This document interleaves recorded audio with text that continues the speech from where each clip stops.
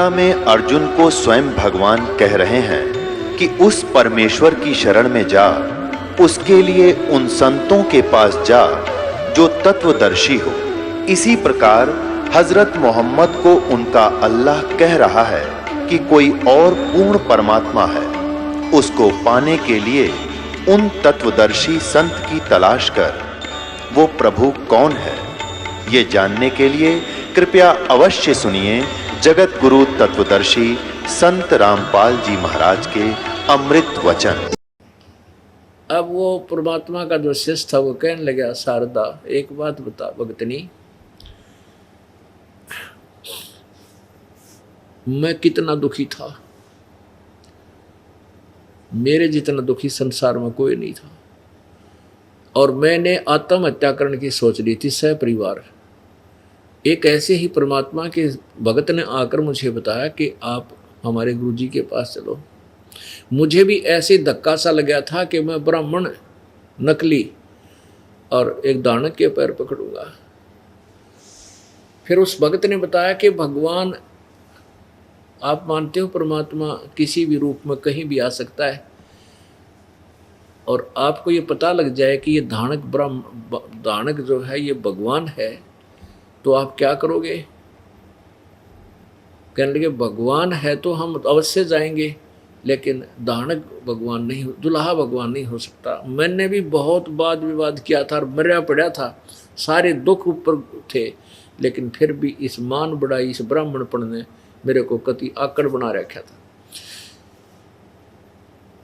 मेरे सामने कोई विकल्प नहीं रहा मृत्यु के अतिरिक्त। तब मैंने उस भगत की बात को स्वीकार किया और परमेश्वर कबीर जी के चरणों में गया।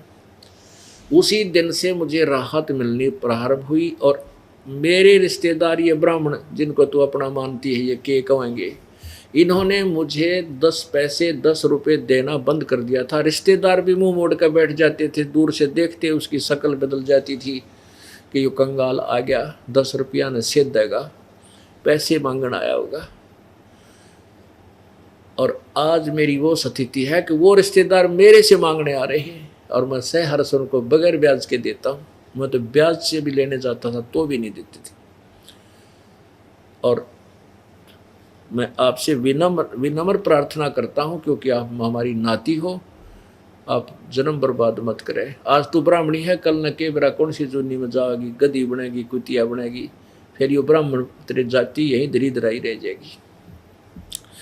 ऐसे करड़े करड़े वचन और सत्य वचन बताकर वो उठ कर चल पड़ा कि मैं तो तेरा पानी भी ना पीऊँ, तो इतनी नफरत करती है भगवान से।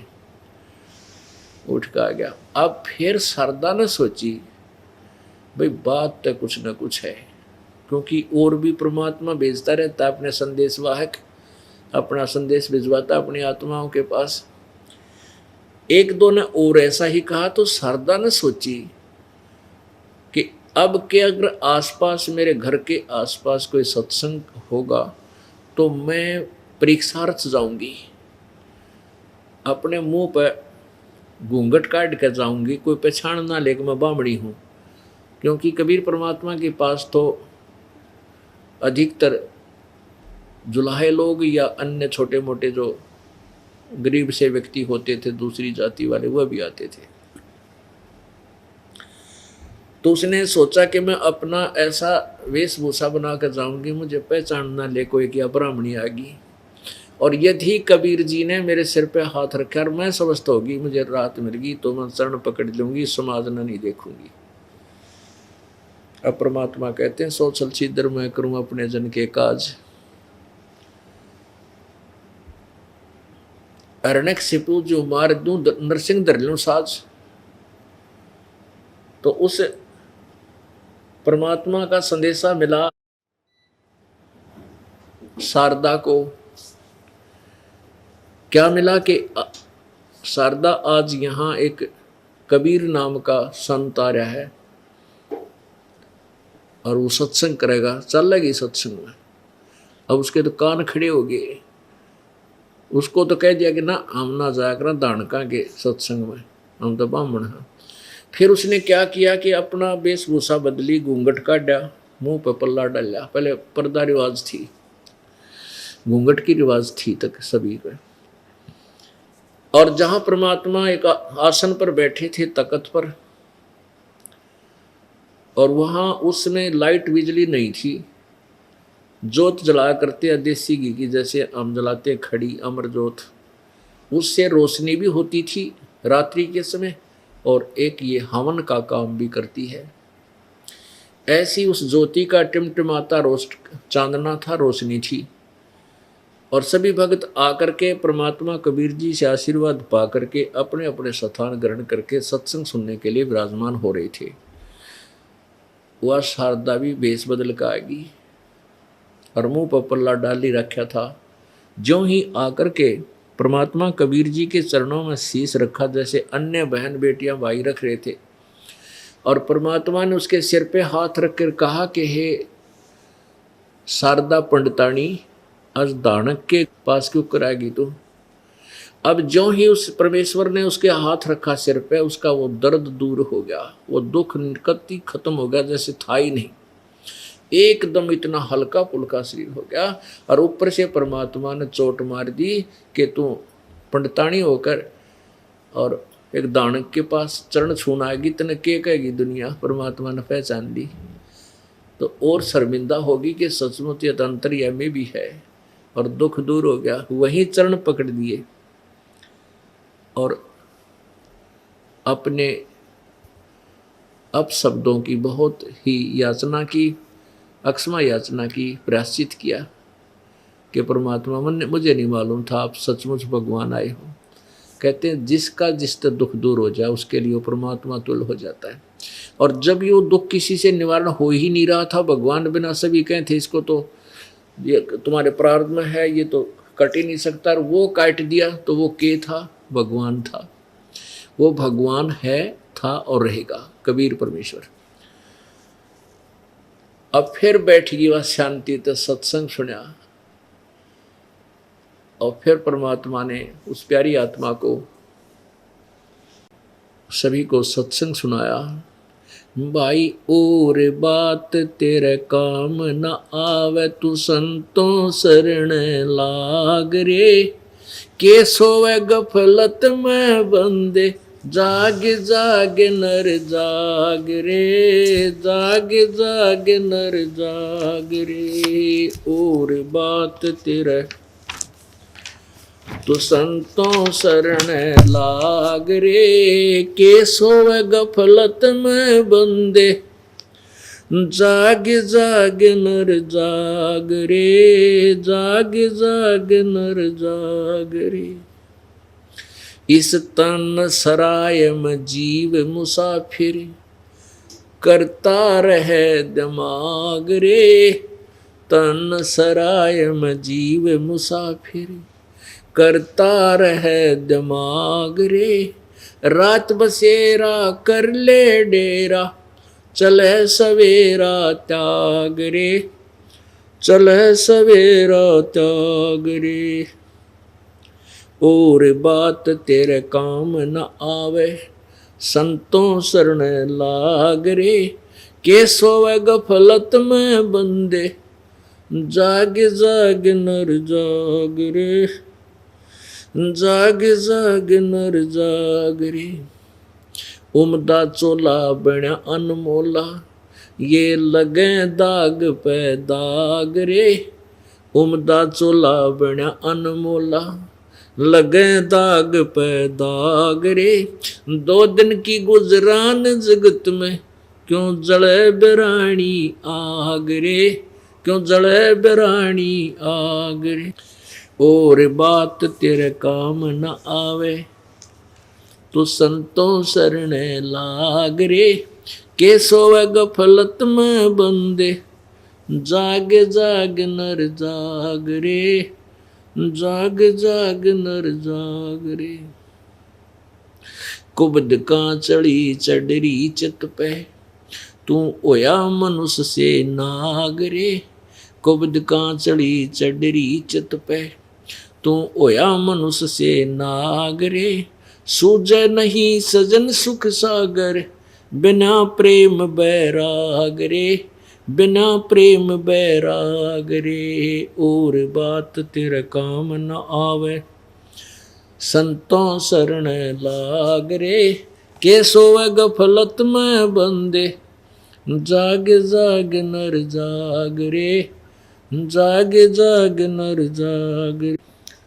और सुमरे सो हंस कवावे, यो कामी क्रोधी कागरे।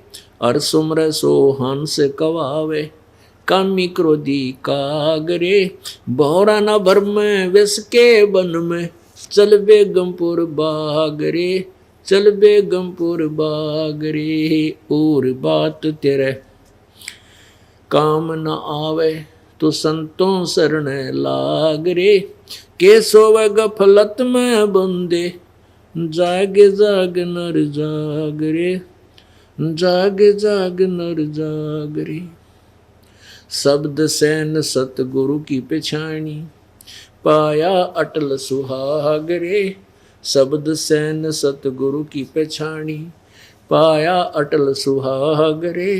नितानंद महबूब गुमानी, परगटे पूर्ण बाग रे, परगटे पूर्ण बाग रे। और बात तेरे काम न आवे, तू संतों शरण लाग रे, के सोवे गफलत में बंदे, जाग जाग नर जाग रे, जाग जाग नर जाग रे। परमेश्वर कबीर जी सत्संग के द्वारा अपनी प्यारी आत्माओं को सुना रहे हैं कि ये मानुष जीवन बार बार नहीं मिलता। ये एक आपने जो शरीर मिला है आपको, ये कुछ समय के लिए आपने किराए पर प्राप्त किया है। परमात्मा ने ही आपका ये 5 तत्वों का महल बनाकर, ये सरा बनाकर आपको दे रखी है, धर्मशाला चलती फिरती। और ये आपको कुछ समय के लिए प्राप्त है, जितना आपने किराया दे रखा है इसका, जितने आपके संस्कार हैं। और इस तन सराय में जीव मुसाफिर, ये जीव एक यात्री है और एक रात्रि के लिए इस धर्मशाला में रुका है। ये जीवन जो है एक रात्रि है, और जब ये जीवन समाप्त होगा तो आपका यो सपना टूटेगा और ये आपका शरीर यहाँ से खत्म हो जाएगा। इसको छोड़ के आप चले जाओगे, आपका किराया पूरा हो जाएगा। तो क्या बताते हैं, रात बसेरा कर ले डेरा, तू चले सवेरा त्याग रे। इस मनुष्य शरीर को प्राप्त करके आप गफलत में सो रहे हो। कौन सी गफलत है? अज्ञान रूप अंधकार में, और इस मोह ममता की नींद में आप गहरे सो रहे हो। आपको जगाने के लिए परमात्मा स्वयं भी आते हैं और हमारे जैसे दास की भी ड्यूटी लगाते हैं आपको जगाने के लिए। और जो पुण्यात्मा होते हैं वो जाग जाते हैं और अपने मूल काम को प्रारंभ कर देते हैं, जो मनुष्य जीवन का होता है, आत्म कल्याण का, सत्य भक्ति करने वाला जो काम है, उस कार्य को भी वो तुरंत शुरू कर देता है। तो क्या बताते हैं कि रात बसेरा कर ले, इस तन सरा में जीव मुसाफिर, करता रहे दिमाग रे। आप अपने विचारों से सब सेट होए बैठे हैं, मैं न्यू कर दूंगा, मैं न्यू कर दूंगा, ऐसे कर दूंगा, एक कोठी बनाऊंगा, एक कार ले लूंगा, और वो तो चल ले ले, जो तेरे भाग में मिल जाएगा। लेकिन परमात्मा की भक्ति में भी थोड़ी रुचि बना। अब जैसे हमने कितने दिमाग में, अपने दिमाग में क्या सोच रखा है। एक व्यक्ति जा रहा गया किसी कामवश और वापस नाइट सर्विस से आ रहा रात के 1 बजे कि जल्दी जा करके ऐसा करूँगा, घर पहुँचूँगा, वहाँ ऐसा करूँगा, वो ले आऊँगा, फलाना दे के आना, उसको ले के आना। रास्ते में एक्सीडेंट हो गया, वहीं मर गया। अब वो सारे आगे के पुल बांध रहा था, वह सारे दरे दराए रह गए। तो परमात्मा कहते हैं, यदि तू मेरी शरण में होता, और चलो यात्रा तक करनी है थी, काम भी करने ही हैं, एक तो वो आने जाने का जो समय तुझे लगा, भगवान की भक्ति करता जाता, भक्ति करता आता, जिस कामवश आप गए हो, वो काम तो वहाँ जाने पर ही होना था। बीच में जो 2 घंटे 3 घंटे सफ़र 4 घंटे का था, 3-4 का आने का था, वो परमात्मा की भक्ति में लगा सकते थे यदि आपके पास ये मंत्र होता तो ये नाम होता। और फिर आपके ऊपर ऐसी आपत्ति जो बीच में मृत्यु होती ये टल जाती, आपके वह काम भी ठीक होते। अब उस पूर्ण परमात्मा की भक्ति ना करके आप मन में जो और 36 प्रकार के विचारों को लिए घूम रहे हो, उसके विषय में कहा है कि इस तन सराय में, इस धर्मशाला में ये जीव मुसाफिर यात्री है। ये जीव कुछ समय का मेहमान है और करता रहे दिमाग रे, रात बसेरा कर ले डेरा, तू चले सवेरा त्याग रे। उमदा चोला बना अनमोला, लगे दाग पे दाग रे, 2 दिन की गुजरान जगत में क्यों जले बेरानी आग रे। हम अपने बच्चों को सुखी बनाने के लिए, धनी बनाने के लिए बड़े बड़ी कोठी इनको बनवा के दे दूं, उसके लिए हम क्या करते हैं कि तो 2 नंबर का धंधा करें, 100 जगह झूठ बोला, सारा दिन ले आजा नो कर ले। परमात्मा कहते हैं जो तेरे प्रारब्ध में लिखा हुआ ही मिलेगा। कब तक? जब तक तू मेरी शरण में नहीं आओगा। कबीर जी कहते, कबीर परमेश्वर के पास वो वीटो पावर है, वो सुप्रीम पावर है, वो आपकी किस्मत में ना हो वो भी दे देगा यदि आपको देखेगा कि ये मेरी भक्ति में पूरी रुचि रखता है। आपका दिल ना टूट जाए, भक्ति भगवान से आस्था ना हट जाए, इसलिए वो अपने कोटे तभी आपको एक आधा सुखी सा दे देता है। तो जब तक हम कबीर परमात्मा की शरण में नहीं आते तब तक हमें केवल वर्क डन मिलेगा। ब्रह्मा विष्णु महेश वर्क डन देंगे, ब्रह्म भी किए कर्म का फल ही देगा, कोई परिवर्तन नहीं कर सकता, पर ब्रह्म भी नहीं कर सकता। केवल पूर्ण ब्रह्म, परम अक्षर ब्रह्म कर सकता, वो कबीर देव है। और वो तभी करेगा जब आप पूर्ण परमात्मा उसकी शरण में, उसी के नुमाइंदे परम संत तत्वदर्शी संत के माध्यम से उसकी शरण ग्रहण करोगे, तब वो कबीर परमेश्वर आपको लाभ देगा, विशेष लाभ देगा, जो आपके भाग्य में ना होगा तो भी देगा, लेकिन वो वही देगा जो आपके हित में होगा। तो कहने का भाव ये है कि आप इधर उधर के हम सारा दिन जुगाड़ जोड़े रहते हैं, बच्चों को धनी बनाने के लिए हम ना जाने क्या क्या इधर उधर के 100 झूठ कपट करते हैं, नरे पाप इकट्ठे करते हैं, और वो धन नहीं रह सकता। वो धन नहीं रहेगा आपके, क्योंकि आपके भाग में कोई नहीं। मान लीजिए आपने 1-2 लाख रुपये दो इधर उधर तक करके को झूठ बोल कर 2 के 20 बना के इकट्ठे कर भी लिए तो कि तो और बीमारी में लग जाएंगे। वैसे तो बहुत से ऐसे उदाहरण हैं, लेकिन एक आधा विशेष उदाहरण होता है जो हृदय में जाकर लगता है। एक भक्त ने बताया कि जी आपने जो कथा सुनाई है सच्ची मेरे पर लागू होगी। मैंने ऐसे तरीके से धन इकट्ठा किया, मेरा इकलौता पुत्र था, न सोचूं था इस बच्चे के लिए बढ़िया कोठी बना दूं, घना इसके लिए धन बैंक में जमा करा दूंगा, ये सुखी रहेगा। उसके लिए मैंने बहुत जुल्म किए, बस पूछो मत। 2 रुपये की चीज़ को मैं 10 रुपये में 20 रुपये में उसको नकली को असली वो ला कर लेवल बेचा करता था। अब बहुत बताई उसने बाद में, तो उसने क्या बताया कि मेरा इकलौता पुत्र था, उसको रोग हो गया। पहले तो आसपास के जैसे हॉस्पिटलों में, प्राइवेटों में दिखाया, फिर कोई कहने लगा इसका ऊपरे का है, कोई कहे इसका माता का है, कोई कहे इसका फलाने का, वहाँ भी धक्के खाए। फिर पता चला, जांच कराई तो उसके दोनों किडनी फेल हो गए, दोनों गुर्दे खराब हो गए। ऑल इंडिया इंस्टीट्यूट दिल्ली में उसका ऑपरेशन करा। कहने का भाव उसका ये था कि उस समय मेरे लगभग 3.5 लाख रुपए उसके पूरे ट्रीटमेंट पर, पहले भी जो धक्के खाता इंडिया प्राइवेटों पर भी, तो सारे लगा के इतने में वो गुर्दा किसी का लिया रिश्तेदार से ले दे के, और वो ठीक कराया। लड़का स्वस्थ हो गया। लेकिन मैंने जो 2 लाख रुपए 2.5 लाख कमाए होंगे, 3-3.5 लाख रुपए लग गए, कर्जा हो गया। फिर ने सोची कोई बात ना, बेटे की जान बच गई, फिर कर दूंगा हेरा फेरी तय। 6 लड़के की गुर्दा तो ठीक हो गए, स्वस्थ हो गया। 6 महीने के बाद वो लड़का बस एक्सीडेंट में, दुर्घटना में मृत्यु को प्राप्त, टक्कर मार मार कर रोया। अब चाट ले उस धन ने और सिर पर धर ले वो कोठी ने जो बनाना चाहा था, जिसके लिए वो ना रहा।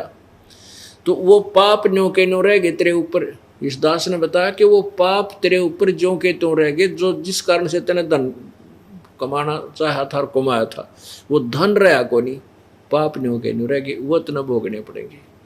और कबीर परमेश्वर की चरणों में आकर के सतभक्ति करने से वो पाप नष्ट हो जाते हैं। केवल यही एक प्रभु है जो हमारे पाप अक्षमा कर सकता है।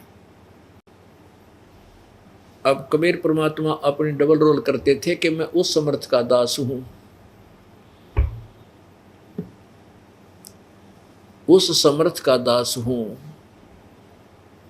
जिसकी शरण में आने से कभी ना हो अकाज।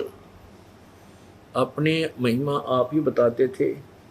तो इस प्रकार 5-4 सत्संग लगातार अटेंड किए उस शारदा ने। वो परिपक्व होगी, पूरी सृष्टि रचना सुनी और ब्रह्मा विष्णु महेश की सतिथि से परिचित होगी। तो एक बार उस सर्वानंद जी ने क्या किया, सर्वानंद जी ने सोचा कि मैंने सभी ब्राह्मणों को पराजित कर दिया है, ऋषि महर्षियों को, क्यों ना मैं अपना नाम सर्वाजीत रख लूं कि सभी मुझे एक ही बार देख लें, मेरे नाम से ही परिचित हो जाएं कि ये है वो सर्वाजीत जिसने सबको जीत लिया। ये विचार करके उसने अपनी माता शारदा जी से कहा कि माता जी आप मेरा नाम सर्वाजीत रख दो। माता ने कहा बेटा सर्वानंद कौन सा बुरा नाम है, ये भी तो बहुत अच्छा नाम है। कि माता जी ऐसे है ना, मैंने सभी विद्वानों को, महर्षियों को, गुरुओं को, ब्राह्मणों को, सबको पराजित कर दिया और मैं सबसे विजयी हो चुका हूँ, इसलिए मैं सर्वजीत नाम रखवाना चाहता हूँ, ताकि मेरे नाम के सुनते ही सब ने पता लग जाए कि आ गया सर्वजीत जिसने सब विद्वानों को पराजित कर दिया। तो माई ने बोली बेटा एक विद्वान को और पराजित कर दे, फिर मैं अपने बेटे का नाम सर्वजीत रख दूंगी। तो सर्वानंद ने पूछा कौन है माता, बता मुझे जल्दी। कि मेरे गुरुजी है ना कबीर जी। अब परमात्मा का जब नाम लिया शारदा ने तो उसको पता चला था कि सर्वानंद को, और वो कहा करता माँ तने तो जो है ना हमारी इज्जत माटी में मिला दी, कहाँ फंस गई, कि चलेगी तो क्या कहेगी दुनिया। तो वो तो कह दिया करती बेटा जिसका लगा वो जाने, मन मुझे मालूम है मेरे साथ जो बीत रही थी और मैं सुखी हुई। चल माँ को से ज़्यादा विवाद उसने इस विषय में नहीं किया था। फिर जब उसने कहा कि तू उस मेरे गुरुदेव को पराजित कर दे कबीर जी को, तब मैं मान जाऊंगी तुझे और फिर मैं तेरा नाम सर्वाजीत रख दूंगी, ना तो तेरी माँ तेरा सर्वाजीत नाम कभी नहीं रखा। तो कहने लगा माँ आप भी अच्छी बात करती हो, किसका नाम लिया, अनपढ़ अशिक्षित, उसको तो 1 मिनट में अभी पराजित करके अभी गया अभी आया। माता ने कहा बेटा ऐसे नहीं मानूंगी, कुछ प्रमाण जाइए लिखवा के कि वो हार गए पक्का। अब पूरे एक बैल के ऊपर वो रखा करता, पूरा थैला डाल के गधे की तरह, और सारे शास्त्र रख कर चल पड़ा। कहाँ, जहाँ कबीर परमेश्वर जुलाहों की कॉलोनी में रहते थे, दानकों की कॉलोनी में। अब परमात्मा कबीर जी ने एक शेख तकी नाम का धार्मिक पीर था, सिकंदर लोधी राजा दिल्ली के बादशाह का, उसकी एक फड़क निकालने के लिए उस शेख तकी की लड़की मर चुकी थी, कब्र में दबा रखी थी, उस शरीर उस लड़की को जीवित किया था और वो उस लड़की को अपनी बेटी के रूप में रखा था। वो उसका नाम कमाली रखा। तो वो कमाली 16-17 साल की, 18 वर्ष की लड़की हो रही थी, 15-16 वर्ष की, और वो पानी जल लेने के लिए, जल भरने के लिए कुएं पर गई हुई थी। दोपहर का समय, 12 बजे, जून का महीना, वो पानी जल लेने गई हुई थी कुएं से।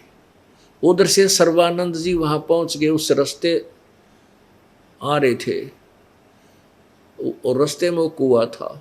अब ब्राह्मण जुलाहों की कॉलोनी में और सुप्रसिद्ध ब्राह्मण आ जावे तो सभी नो देखा करते कि यो ब्राह्मण इतना प्रसिद्ध ब्राह्मण और जुलाहों के दानका की कॉलोनी में कैसे आ गया। जैसे गांव में हाथी आ जाया करता ना, बालक देखा करते उठना बचड़ कर द्वारों पर, तो ऐसे देख रहे थे सब, निकले अपने घरों में, तो ये ब्राह्मण कैसे आ गया दानकों की कॉलोनी में। अब उसने देखा प्यास इतनी जबरदस्त लग गई इस सर्वानंद को, अगर 10 मिनट पानी ना जल ना मिल रहा है तो उसकी मृत्यु हो जाए, प्राण निकल जाए। और सामने वाली लड़की पानी निकाल रही थी बाल्टी से, अपने मटके में डाल रही थी गड्ढे में। अब सर्वानंद ने कहा बेटी जल्दी जल पिला, प्राण निकलने को हो रहे। तो लड़की ने वह बाल्टी यूं की यूं डाल दी, सर्वानंद ने जल पीना प्रारंभ कर दिया, पी लिया। जब उसका पेट भर गया ना, जब उसने देखा ये तो दानका का कुआं है जुलाहों का, कोई देख तो नहीं रहा तुझे। वो देखा चारों तरफ जुलाहे खड़े देखे, अपनी इज्जत को सुरक्षित रखने के लिए लड़की पर डांट लगाता है, ये लड़की ये किसका, कौन सी जाति का कुआं है। लड़की बोली जी जुलाहों की कॉलोनी में कौन सी जाति का कुआं हो सकता है, जुलाहों का ही है। तो कहने लगा तने पहले क्यों नहीं बताया जुलाहों का कुआं है। लड़की बोली तेरा पेट भर गया जहाँ, तो इसलिए बात आ गई। तेना ब्राह्मण जब तक तेरी आँख निकलने वाली थी, मृत्यु को प्राप्त होने वाला था, तुम पहले क्यों ना पूछा कि इसका कुआं है। पानी पीने से पहले पूछना चाहिए था। अब तेरा पेट भर गया, बकवाद भागी तेने बोला छोरी, लड़की घड़ी ना बोला है, न्यू बता वो कबीर का घर कहाँ है। वह बोली आ जाओ, मेरे पिताजी हैं। मुँह बोले पिताजी थे और मैं उन्हीं की लड़की हूँ, आ जाओ, मेरे साथ साथ आ जाओ, घर बता दूँगी। वह लड़की जल्दी जल्दी चल गई, आगे पहुँच गई, जाकर कहने लगी पिताजी, परमेश्वर कबीर जी को मुँह बोले पिताजी थे कि एक ब्राह्मण आ रहा है और बैल के ऊपर घने वो धर रहा है किताब है, और लगता है आपके साथ कोई वाद विवाद करने आया, आपको पूछ रहा है। परमात्मा बोला बेटी कोई बात नहीं, आने दे। तो इतने में वह लड़की मटका अंदर रख के पानी का घड़ा वापस आई देखने के लिए कहाँ से आ गया, तो सामने पहुंच गया इतना सर्वानंद बैल समेत। लड़की ने कहा आ जाओ ब्राह्मण जी, यही हमारा घर, मेरे पिताजी अंदर बैठे। तो सर्वानंद अंदर नहीं गया, कहने लगा लड़की इधर आ अकेले। उसने क्या किया कि एक लोटा पानी ला, वह लोटा भर लाई पानी का, कि मेरे इस पात्र में डाल दे, मेरे लोटे में। अब उसने लड़की ने पात्र में डाल दिया, कहने लगा भर दे फुल, कति फुल भरवा लिया, ऊपर का उतरना हो गया। उसमें कोई सुई भी डाल दे तो भी पानी बाहर निकल जाए, इतना भरवा लिया। और कहा कि जाए कबीर को ये मेरा पात्र ले जाकर दे दे और इसका जो उत्तर दे मुझे बतावे। अब वह लड़की धीरे धीरे पकड़ कर लेगी उसके लोटे ने, जाके कहने लगी पिताजी, उस ब्राह्मण ने ना ये लोटा दिया पानी का, ने कहा कबीर के आगे रख दे, वो क्या उत्तर दे मुझे बता। परमात्मा कबीर जी ने एक बड़ी सुई रखी थी, बड़ी सुई इतनी लंबी होती है हवा, ये बड़े बड़े तरपाल सीमण की, वो उठा के और उस जल में डाल दी लोटे में, और कहा बेटी जा दे का सर्वानंद को, और बाहर खड़ा ब्राह्मण को। वह लड़की धीरे धीरे धीरे आई कि ले ब्राह्मण पकड़ तेरा लोटा। परमात्मा सर्वानंद बोला क्या उत्तर दिया कबीर ने। लड़की बोली उत्तर कुछ नहीं दिया गुरु, मेरे पिताजी ने तो इसमें सुई डाल दी लोहे की। तब वो अंदर गया और कहने लगा कबीर तूने मेरे प्रश्न का क्या उत्तर दिया। परमेश्वर ने पूछा कि आपका प्रश्न क्या है। सर्वानंद ने बताया कि मैंने पानी का लोटा इसलिए तेरे पास दिया था, ये लबालब भरा हुआ, कि मैंने अपनी माता जी से सर्वाजीत नाम रखवाना है। मैंने सभी ब्राह्मणों को, सभी ऋषि महर्षियों को शास्त्रार्थ में पराजित कर दिया है और मैं अपना नाम सर्वाजीत रखवाना चाहता हूँ। और मेरी माँ ने शर्त रख दी है कि मैं आपको पराजित करके जाऊंगा तब मेरी माँ मेरा सर्वाजीत नाम रखेगी। मेरा ये लोटा पहुंचाने का तात्पर्य ये था कि मैं जैसे इस लोटे में और जल डालने का स्थान नहीं है, और जल नहीं डलेगा, डलेगा तो बाहर जाएगा, ऐसे मैं सदग्रंथों के ज्ञान से भरा पड़ा हूँ। तेरे ज्ञान की मुझे जरूरत नहीं, तेरा ज्ञान मेरे में नहीं समाएगा, बाहर ही जाएगा, इसलिए तू अपनी हार लिख दिए। परमात्मा बोला मेरा उत्तर सुन ले के था। कबीर परमेश्वर बोले मेरा उत्तर सुन ले के था। क्या था बता? सर्वानंद बोला कि मेरा ऐसा वजनदार ज्ञान है कि तेरे ज्ञान ने बाहर निकाल देगा, तेरी छाती में जाकर बैठेगा। जैसे सुई मैंने डाली, तेरा पानी बाहर निकल गया, सुई ने तेरे लोटे की तड़ी में जगह बना ली। ऐसे मेरा दो तत्व ज्ञान है, तेरे ज्ञान को बाहर फेंक देगा सारे को, और तेरे अंदर समा जाएगा। अच्छा, ऐसा कैसा ज्ञान है? तू मेरे शास्त्रार्थ कर, ये कर। तो ऐसा जब सुना कि भी वो शास्त्रार्थ करने आ रहा है, तो जुलाहे लोग इकट्ठे हो गए कि उस कॉलोनी में तो वो जुलाहे थे। अब सर्वानंद ने कहा कि प्रसन्न करो, प्रसन्न करो। परमात्मा ने कहा कौन ब्रह्मा का पिता है और कौन विष्णु की माँ, शंकर का दादा कौन है, सर्वानंद दे बता। तो क्या कहता है? इसका ब्रह्मा विष्णु महेश अजरो अमर है, इनके कोई माता पिता नहीं, सर्वेश्वर महेश्वर कालेश्वर सब कुछ नाम दर दिए, और सर्व सृष्टि रचान हार ये, इनके कौन माता पिता? देखो देखो ये क्या बात कर रहा। तो परमेश्वर ने कहा कि आपके पास विष्णु शिव पुराण है। सर्वानंद कहने लगा है कि उसमें देखो निकाल के, रुद्र संहिता अध्याय 5, 6, 7, इसमें क्या लिखा है। अब पुण्यात्माओं, इन दुष्ट आत्माओं ने आंखों देखकर भी जनता को सच्चाई नहीं बताई। किन्होंने? इन नकली गुरु और ऋषि महर्षियों ने अपने अभिमानवश। अब देखिएगा शिव पुराण में आज से 600 वर्ष पहले परमात्मा ने बताई थी, जो कि इन सदग्रंथों में विद्यमान है। ब्रह्मा विष्णु महेश के माता पिता हैं। ये देखिएगा श्री शिव पुराण, गीता प्रेस गोरखपुर से प्रकाशित है। संपादक है हनुमान प्रसाद पोदार,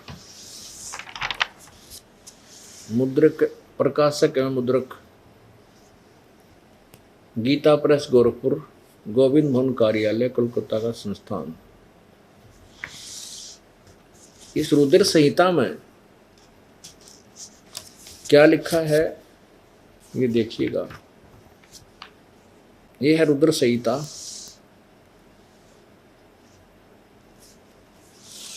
अध्याय 5 या समाप्त हुआ, 6 से 6 प्रारंभ होता है 99 पृष्ठ पे, 99 पृष्ठ पे।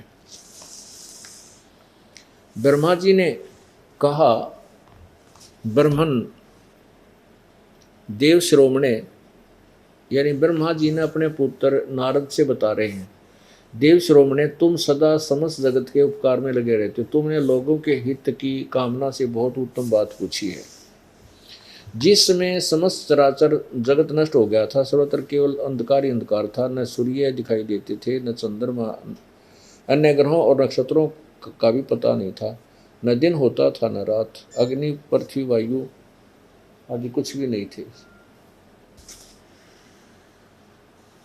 उस समय तत् सद ब्रह्म, इस श्रुति में जो सत्य सुना जाता है एकमात्र वही शेष था।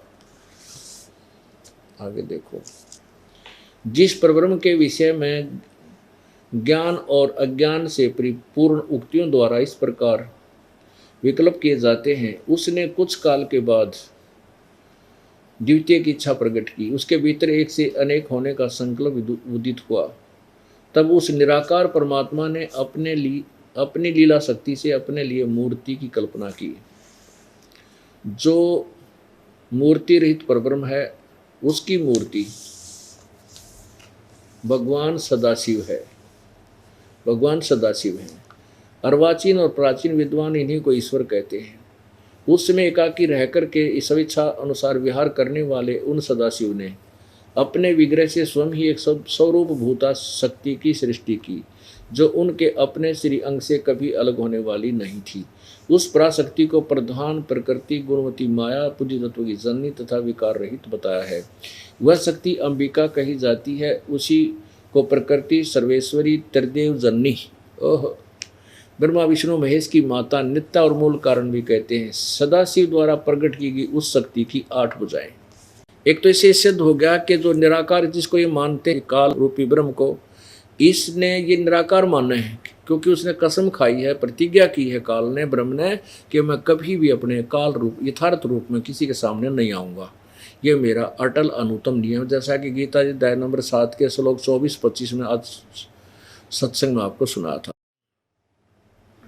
तो ये सामने उस रूप में नहीं आता, अन्य रूप धारण कर लेता, किसी के सामने शिव रूप, किसी के सामने ब्रह्मा, किसी के रूप में अपने पुत्र विष्णु का रूप धारण कर लेता है। तो इसीलिए ब्रह्मा जी बता रहे हैं कि उस निराकार ने एक बार शिव जी की रूप बना लिया। ब्रह्मा के सामने आओगा तो शिव जी रूप बना का होगा, या विष्णु रूप बना के आएगा। ब्रह्मा रूप बना का हो तो वो फिर विचलित हो जाए। तो उसने अब ब्रह्मा बता रहा है कि वो सदाशिव ने फिर निराकार भगवान सदाशिव बन गया, और उसने अपने अंदर से एक स्त्री निकाली, दुर्गा प्रकृति। जबकि ये स्त्री कहानी कबीर परमात्मा ने ब्रह्मा को बताई थी। ब्रह्मा ने कुछ सुनी, कुछ अनसुनी करके, कुछ अपना मिश्रण करके अब ये पुराण में लिखा है। इसका वास्तव यह है, कबीर परमेश्वर ने उस काल ने जब ये दुर्गा को खा लिया था, अंदर उसके पेट में चली गई थी, परमेश्वर कबीर जी ने आकर के उसके शरीर से निकाली थी। अब ये ब्रह्मा जी ने अपने हिसाब से अटकल ला कर बताई है, पर सच्चाई कुछ हद तक है। अब क्या कहता है कि उस काल के शरीर से निकली दुर्गा, इसको प्रकृति भी कहते हैं, तीनों देव की जननी है, ये 8 भुजा वाली है। आगे देखो, ये शक्ति के 8 भुजाएं हैं। नाना प्रकार के आभूषण उसके श्रीअंगों की शोभा बढ़ाते हैं। वह देवी नाना प्रकार की गतियों संपन्न और अनेक प्रकार के अस्त्र शस्त्र धारण करती है। एकाकिनी होने पर भी वह माया संयोग वसात अनेक हो जाती है। जैसे 3 रूप धारण और कर दिए थे, लक्ष्मी, सावित्री और पार्वती का। और वे जो सदाशिव है उन्हें परम पुरुष ईश्वर शिव शंभु और महेश्वर कहते हैं। वे अपने सारे अंगों पर भस्म रमाए रहते। उन काल रूपी ब्रह्म ने, ये काल रूपी ब्रह्म है जिसको सदाशिव कहते हैं, इस काल रूपी ब्रह्म ने एक समय शक्ति के साथ, ये नाथ शब्द गलत है, शक्ति के साथ शिवलोक नामक क्षेत्र का निर्माण किया। उस उत्तम क्षेत्र को काशी कहते हैं। वह परम निर्वाण या मोक्ष स्थान है जो सबके विराजमान। वे प्रिया और प्रियतम रूप शक्ति और शिव जो परमानंद रूप हैं उस मनोरम क्षेत्र में नित्य निवास करते हैं। काशीपुरी परमानंद रूपणी है मुने शिव और शिवा ने। शिव इस काल ने, शिवा इस दुर्गा ने। शिव और शिवा ने प्रलय काल में भी कभी उस क्षेत्र को अपने सानिध्य से मुक्त नहीं किया है। देव से एक समय उस नंदन वन में रमण करते हुए शिवा और शिव के मन में, दुर्गा काल और दुर्गा के मन में, दुर्गा और काल के मन में यह इच्छा हुई कि किसी दूसरे पुरुष की सृष्टि करनी चाहिए, यानी कोई बच्चा पैदा करा, जिस पर यह सृष्टि संचालन का महान भार रखकर हम दोनों केवल काशी में रहकर सब इच्छा अनुसार विचरें और निर्वाण धारण करें। ऐसा विचार करके, ऐसा निश्चय करके शक्ति सहित सर्वव्यापी परमेश्वर शिव ने अपने वाम भाग के 10वें अंग पर अमृत मल दिया। फिर तो वहाँ से एक पुरुष प्रकट हुआ, उसका नाम केदरा, इन पति पत्नी व्यवहार किया दोनों ने। फिर वहाँ से क्या वो बच्चा उत्पन्न, उसका नाम क्या रखा? शिव ने कहा वत्स, व्यापक होने के कारण तुम्हारा विष्णु नाम विख्यात हुआ। परमात्मा बोले पढ़ के देख और सुना दे सब ने। अब उसने संस्कृत में लिखा हुआ था, सारा पढ़ लिया और सच्चाई जो की तो नहीं सुन कहा, कहने लगा नहीं ऐसा कहीं नहीं लिखा, और पढ़ भी लिया। आगे देखो फिर ब्रह्मा की उत्पत्ति, ये 6वां अध्याय समाप्त हुआ। 7वां, ब्रह्मा जी कहते हैं देव से तत्पश्चात कल्याणकारी परमेश्वर शाम सदाशिव ने पूर्व प्रयत्न करके मुझे अपने दाहिने अंग से उत्पन्न किया। यानी उसी तरह जैसे विष्णु पति पत्नी विहार से विष्णु उत्पन्न किया था, ऐसे मैं भी उत्पन्न किया। अब आगे देखो, अब यहाँ अनुवादकर्ता विचलित हो जाता है कि शिव से शिव की उत्पत्ति कैसे लिखूं, ज्ञान तो इनको था नहीं। लेकिन चोर चोरावे तोमड़ी गाड्डे पानी में, वो गाड्डे हुआ ऊपर आवे नो सच्चाई छानी ना। अब यहाँ देखिएगा, अब 9वां अध्याय पृष्ठ नंबर 110 पर, यही रुद्र संहिता। इस प्रकार ब्रह्मा विष्णु और रुद्र इन तीनों देवताओं में गुण हैं, परंतु शिव गुणातीत माने गए। अब यहाँ 4 हो गए, एक ब्रह्मा, एक विष्णु, एक रुद्र यानी शंकर, और एक इनका बाप शिव, दुर्गा इनकी माता। अब परमात्मा ने फिर बताया कि देवी पुराण निकाल, उसके तीसरे स्कंद अध्याय नंबर 4, 5, 6 में देखो उसमें क्या लिखा है। अब वह भी पढ़ी न्यो की न्यो पाई। लेकिन कहते हैं राज तजना सहज है, सहज त्रिया का नेह, और मान बढ़ाई ईर्षा दुर्लभ तजनाई। अपने मान बढ़ाई के लिए जनता को भ्रमित कर देना उन्होंने उचित समझा, और सत्य को उजागर नहीं करना चाहा। कहने लगा झूठ बोलता है, कहीं ऐसा नहीं लिखा है। और फिर उसने जो कोई श्लोक सलाह घोट रखे थे किसी और पुराण के या कोई वेद के मंत्र थे, वो संस्कृत बोलनी शुरू कर दी। 1 घंटे तक संस्कृत बोलता रहा।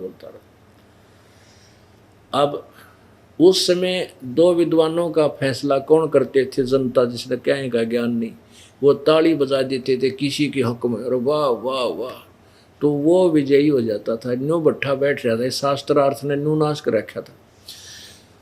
अब उन जुलाहा व्यक्तियों ने जो अशिक्षित थे, उन्होंने सर्वानंद की सुनकर वह राम एक कंटिन्यूस धारावाहिक संस्कृत, जिसको वो स्वयं भी समझ नहीं सकते थे, और कह दिया वाह सर्वानंद, वाह सर्वानंद, वाह वाह। तो कबीर साहब पराजित कर दिए और वो डांगर विजयी हो गया, वो सर्वानंद। एक समय एक किसान का लड़का 6ठी कक्षा में पढ़ा करता। पहले 6ठी कक्षा से अंग्रेजी शुरू होया करती, 7वीं में 6ठी 7वीं में पढ़ा था। रविवार का दिन पिता के साथ बैलगाड़ी में बैठा हुआ खेतों में जा रहा था। सामने से एक अंग्रेज अपनी मोटर कार से आ रहा था।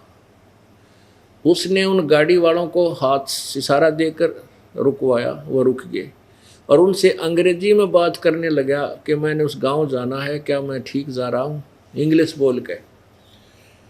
अब वो लड़का जो था वो अंग्रेजी पढ़ा करता, पिताजी के सामने अंग्रेजी में ऐसे याद कर रखे थे, वो सुनाया करता, सिक लीव पढ़ा करता, याद कर रहा था। तो पिताजी बोला, बेटा यू अंग्रेज के अंडी पाक रहा है, अंग्रेजी बोल कर सुनाओ, जानो हम ना आती है कोई ना, मेरा बेटा भी तो अंग्रेजी जाने, सुना दे। तो भी इसको हम भी अंग्रेजी जानते। तो उस लड़के ने सिक लीव सुना दी, छुट्टी के लिए प्रार्थना पत्र इन इंग्लिश।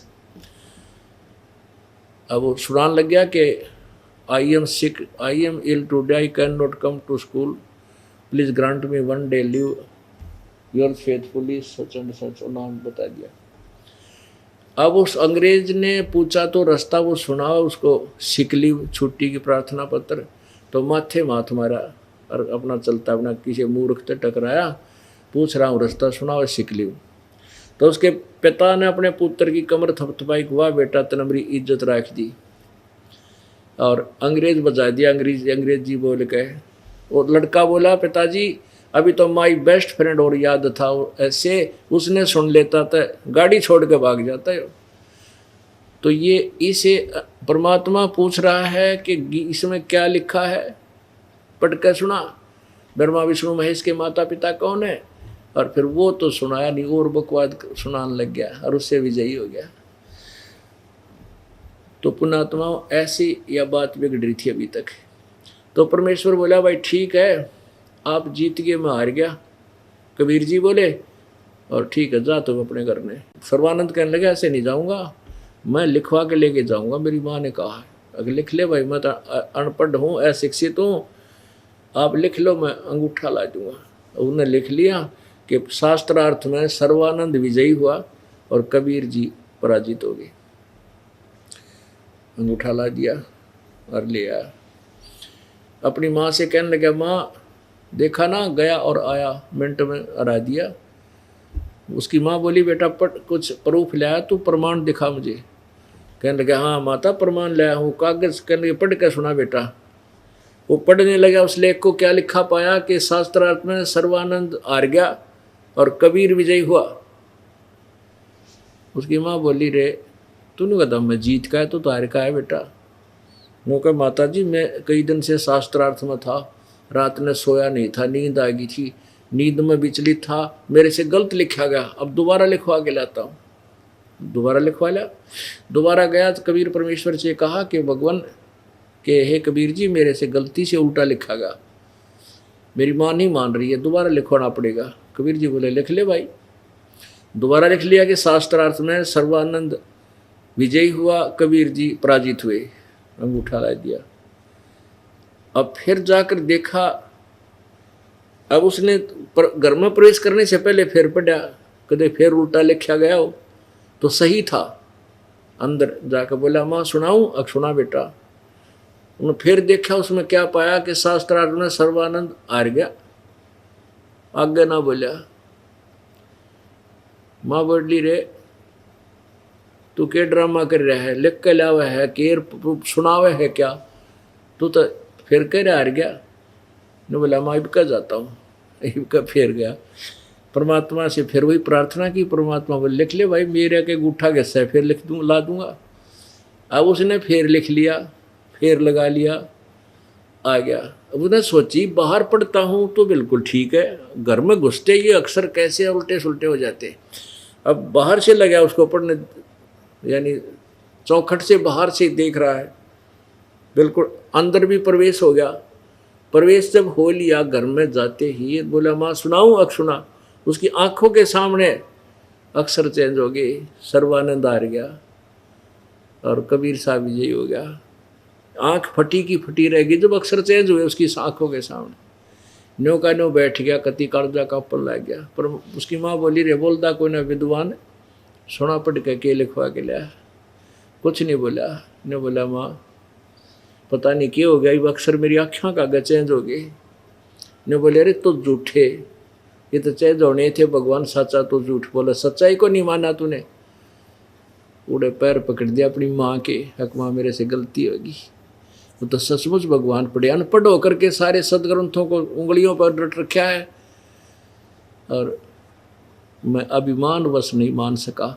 उसकी माँ बोली, भाई जा चाल मेरा बेटा कल्याण करवा ले, तेरी बिरानवाटी हो जाएगी, तू पशु बनेगा। और बेटा मेरे को देखा नहीं जाता तेरा दुख, तो किसका विद्वान है। तब ने बोला, माँ मेरे साथ चल। अच्छी आत्मा जो होते हैं वो अभिमान घनी देर तक नहीं करते, मान जाते हैं। ने बोले, मेरे साथ चल। और मैंने शर्म लगा है, मुझे नाम देवा लिया। उन्हीं जुलाहों की कॉलोनी में वही विद्वान, एक नंबर का ब्राह्मण, इसको ब्राह्मण कहते हैं। मान गया, चलो कहे सुने थे। फिर दोबारा गया, नाक रगड़ी, नाम ले लिया। अब सर्वानंद की कोई नहीं माने। न्यो कहे ब्राह्मण पागल हो गया, मूर्ख है, कुछ जुलाए का चेला बन गया, फिर निके पै दिया, इसने अपना बना लिया। अब उस सर्वानंद रिजेक्ट कर दिया पूरे ब्राह्मण समाज ने कि झूठा है, कपटी है। न्यो कहे ब्रह्मा विष्णु में इसके माता पिता कहीं नहीं लिखा। तो यो बात रोड़ा रानी रखनी थी परमात्मा ने, और सर्वानंद का कल्याण कर दिया। आगे किसी ने स्वीकार नहीं किया, क्योंकि यहाँ तक ये तत्व ज्ञान छुपा के भी रखना था और उस प्यारी आत्मा का कल्याण भी करना था। बोलो सतगुरुदेव सत सत। पूर्ण परमात्मा कबीर देव जी सर्वश्रेष्ठी रचनहार अपने यथार्थ ज्ञान को प्रदान करने के लिए इस काल के लोक में समय समय पर प्रकट होते रहते हैं। काल भगवान ने सर्व सदग्रंथों के विपरीत ज्ञान पूरे मानव समाज में फैला दिया गया है। उस अज्ञान को समाप्त करने के लिए परमेश्वर स्वयं आते हैं। वे परमात्मा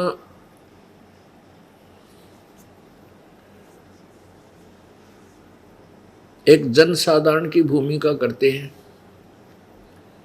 कुछ समय के लिए मेहमान तौर पे, मेहमान रूप में, एज ए गेस्ट, अतिथि रूप में इस संसार में आते हैं। एक जीवन, पूरा जीवन एक मनुष्य जैसा व्यतीत करके चले जाते हैं। उस दौरान वे अपनी सब क्रियाओं को करते हैं, उन क्रियाओं को करते हैं जो एक भक्त और संत को करनी चाहिए, उसके विपरीत नहीं। वे आकर के हमें क्या बताते हैं? अपनी अमृत वाणी के द्वारा अपने यथार्थ ज्ञान को प्रचार करते हैं। वे परमात्मा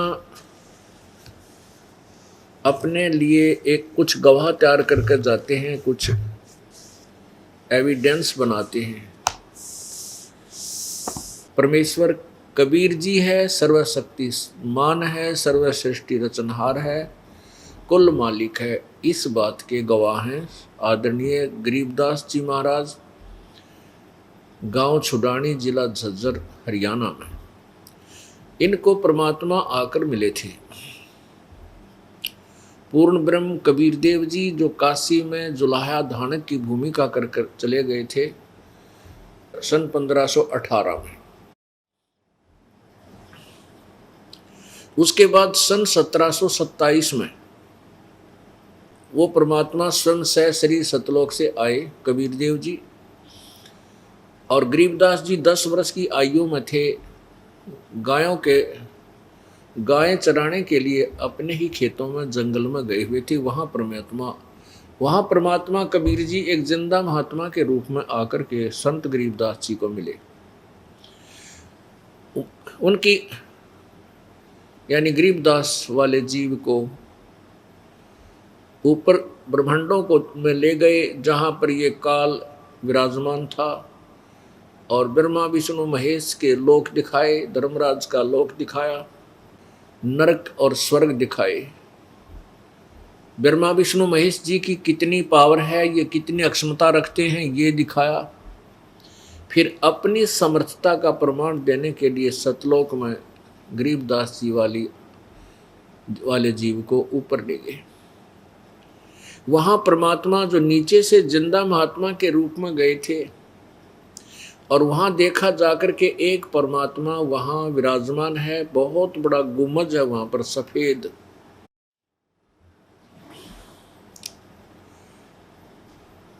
जैसे मंदिर नुमा होते हैं, मंदिर का जो छोटा सा बना देते हैं, वो गुम्बद होता है, ऊपर से गोल टाइप होता है, ज़्यादा लंबी चोटी नहीं है उसकी।